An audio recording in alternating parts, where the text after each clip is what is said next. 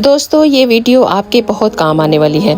इस वीडियो को अगर हो सके तो सेव कर लें, ताकि अगर आप भूल जाएं तो इस वीडियो की मदद से आप उसको याद भी कर सकते हैं। अगर आपके घर में किसी को जिस्म में दर्द रहता है, ख़ास तौर पर अगर जोड़ों में दर्द रहता है या फिर घुटनों में दर्द रहता है, आपने सिर्फ इतना करना है कि ये 5 कलिमात हैं, इनको इसी तरतीब से पढ़ना है जैसे मैं आपको बता रही हूँ। पहला, बिस्मिल्लाह को आपने 7 मरतबा पढ़ना है और फिर आपने 7 मरतबा ही व बिल्लाह ही पढ़ना है।